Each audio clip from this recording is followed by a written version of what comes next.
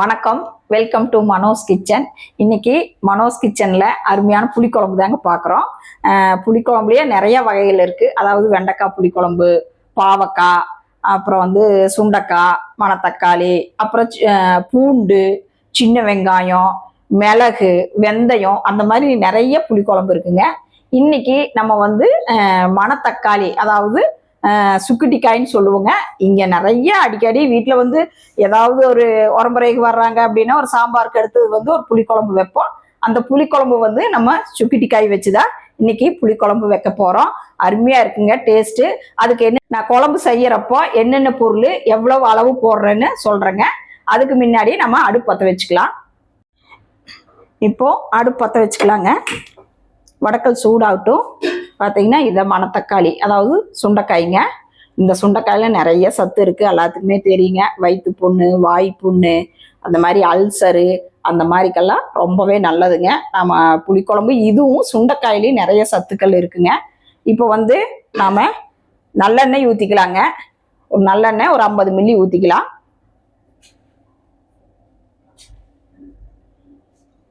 இது சூடானதுக்கப்புறம் நம்ம சுக்கிட்டிக்காயை வறுத்து எடுத்துட்டு, அப்புறம் வெங்காயம் மிளகாய் எல்லாமே வணக்கி எடுத்து அரைச்சிட்டு அப்புறம் குழம்பு தாளிச்சுக்கலாம்.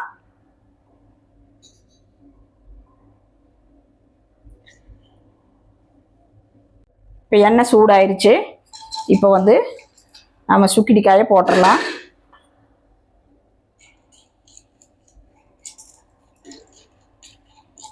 ஒரு நிமிஷம் பொரிஞ்சு வரட்டுங்க. இது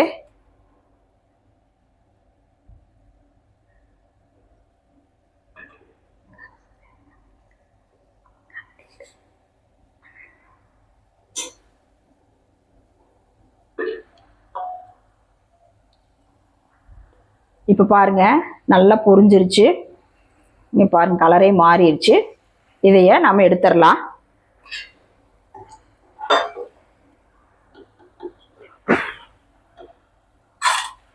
நம்ம பொரிச்சு போட்டோம்னா குழம்புல சாப்பிட்றதுக்கு நல்லா இருக்கும். அதாவது கசப்புத்தன்மையெல்லாம் இருக்காதுங்க.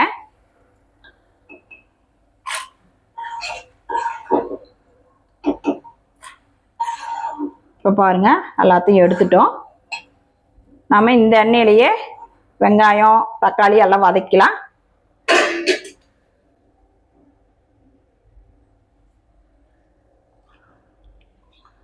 கொஞ்சம் சின்ன வெங்காயம் சேர்த்திக்கலாம்.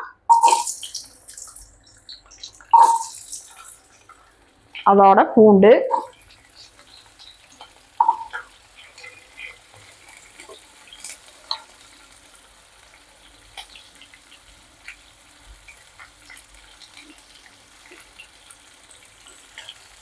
அதோட சின்ன துண்டு இஞ்சிங்க. அடுப்பை கம்மியாக வச்சுக்கோங்க.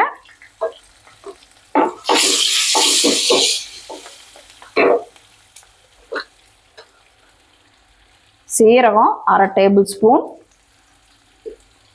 அதாவது இதோட சுக்கிட்டிக்காயோட அளவு சொல்லிங்க, நான் ஒரு 100 கிராம் எடுத்துருக்கிறேன். 100 கிராமுக்கு இதெல்லாம் அளவு. மிளகு ஒரு 1/4 டீஸ்பூன் போட்டுக்கலாம். வெந்தயம் சும்மா கொஞ்சமா.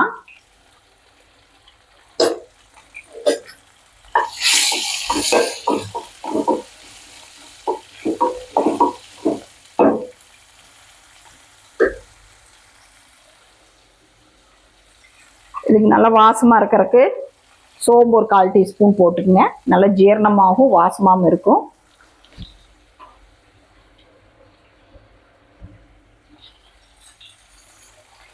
மல்லி ஒரு 2 டேபிள் ஸ்பூன் போட்டுக்கலாம்.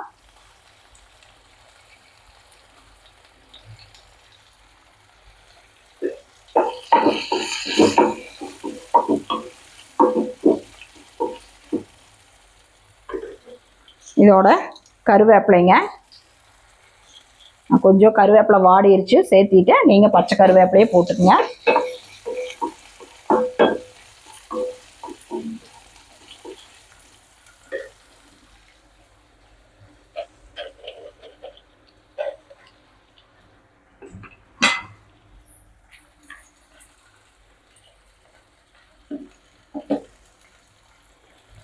இதோட நம்ம காரத்துக்கு தகுந்த மாதிரி காஞ்ச மிளகாய் சேர்த்திக்கிங்க.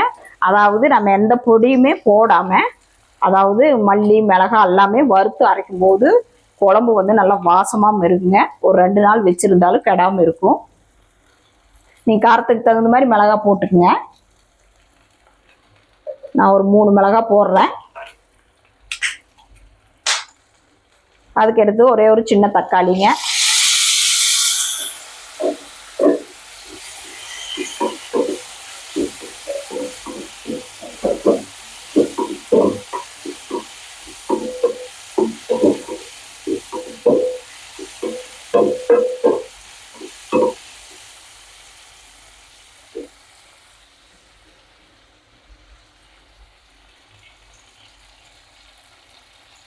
தக்காளி ஒரு நிமிஷம் வதங்கட்டுங்க.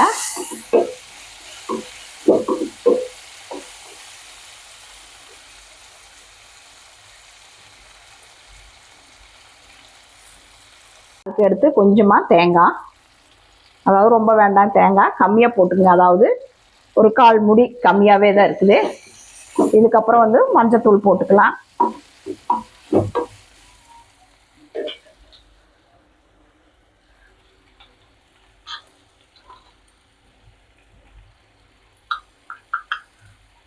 மஞ்சத்தூள் கொஞ்சமா,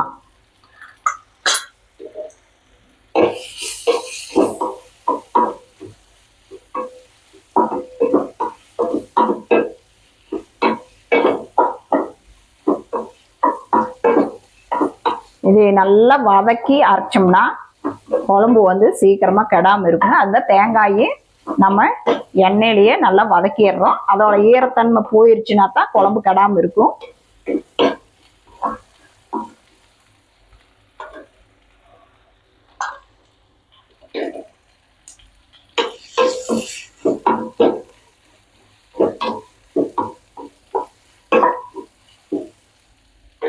அவ்வளவுதாங்க. இப்போ நல்லா வதங்கிருச்சு. அடுப்பு ஆஃப் பண்ணிடலாம். இப்போ வந்து இந்த மசாலாவை ஆற வச்சு நைஸாக அரைச்சி எடுத்துட்டு வந்துடலாம். இது ஆறுறதுக்குள்ள நம்ம வந்து குழம்பு தாளிச்சு விட்டு போயிடலாங்க. பாருங்க, வடக்கல்ல இருந்ததெல்லாம் நான் தட்டத்தில் கொட்டி வச்சுட்டேன். இது ஆறிட்டுக்கிட்டும் அதுக்குள்ள நம்ம குழம்புக்கு வதக்கி விட்டுறலாங்க. மறுபடியும் அடுப்பு பற்ற வச்சுக்கலாம். நல்லெண்ணெய் ஊற்றிக்கலாம். அதாவது ஒரு 50 மில்லி ஊற்றிக்கங்க. இந்த குழம்புக்கு கொஞ்சம் நல்லெண்ணெய் சேர்த்தே செஞ்சிங்கன்னா நல்லாயிருக்கும். ஏன்னா நல்லா அந்த குழம்பு வந்து கொதிச்சு கெட்டி ஆயிருந்ததுன்னா நல்லா இருக்குங்க. அதனால கொஞ்சம் எண்ணெய் கொஞ்சம் அதிகமாகவே ஊற்றிக்கிங்க. இப்போ எண்ணெய் சூடாகட்டும். இல்லை எங்களுக்கு எண்ணெய் அதிகமாக வேண்டாம் அப்படின்னா நீங்கள் கொஞ்சம் கம்மியாகவே ஊற்றிக்கலாம். எண்ணெய் சூடாகட்டும். இப்போ பாருங்க, எண்ணெய் நல்லா சூடாயிருச்சு. கொஞ்சமாக கடுகு போட்டுக்கலாம். 2 வெந்தயம்,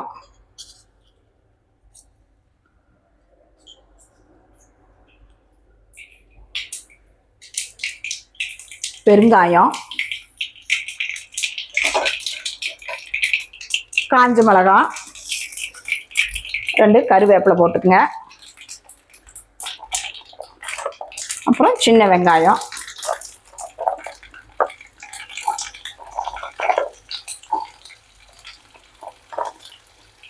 பூண்டும் கொஞ்சம் போட்டுக்குங்க. அந்த சுக்கிட்டிக்காயோட சின்ன வெங்காயம், வெள்ளைப்பூண்டு, சுக்கிட்டிக்காயும் 3மே இருக்கும் குழம்புல. நீங்கள் எப்படி வேணாலும் எது கூட்டி குறைச்சிக்கலாம்.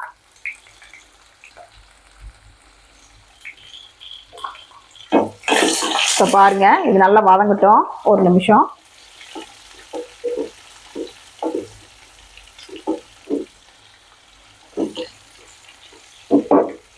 இதுக்கு அடுத்தது நம்ம தக்காளி ஒன்று சேர்த்திக்கலாங்க.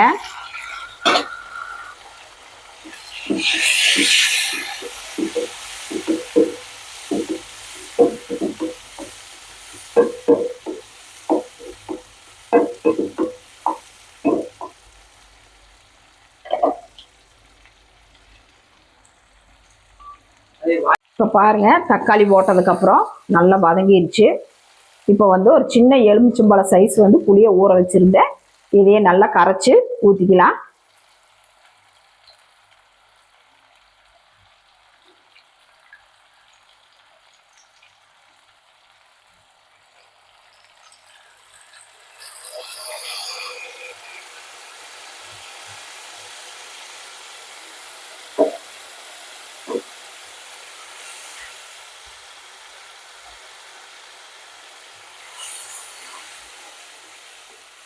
அப்படியே கொதி வரட்டுங்க. அதுக்குள்ளே நம்ம போய் மசாலாவெல்லாம் அரைச்சி எடுத்துகிட்டு வந்துடலாம்.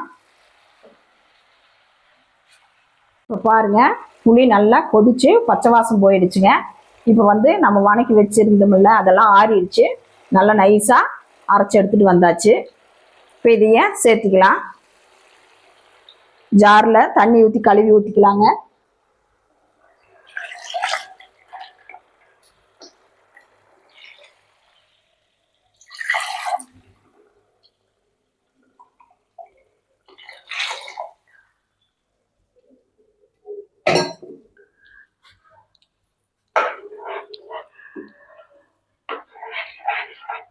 இப்போ பாருங்க, தேவையான அளவு தண்ணி ஊற்றிட்டோம்.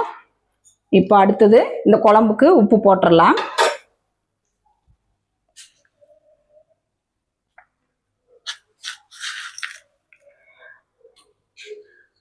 குழம்புக்கு தேவையான அளவு கல் உப்பு போட்டாச்சுங்க. அதாவது உப்பு வந்து கம்மியாக போடுங்க. அந்த சுண்டைக்காய்ங்கிற மணத்தக்காளியிலையும் உங்களுக்கு உப்பு இருக்குங்க, அதனால கொஞ்சம் கம்மியாக போட்டுக்குங்க. இப்போ இது ஒரு கொதி வரட்டுங்க. நம்ம கொதி வந்த உடனே நம்ம சுக்கிட்டிக்காயை சேர்த்திடலாம். பாருங்க, குழம்பு நல்லா கொதிச்சுட்டு இருக்குது. இப்போ நம்ம எண்ணெயில் வறுத்து வச்சுருந்தோங்கல்ல சுக்கிட்டிக்காயே, அதையே சேர்த்திடலாம்.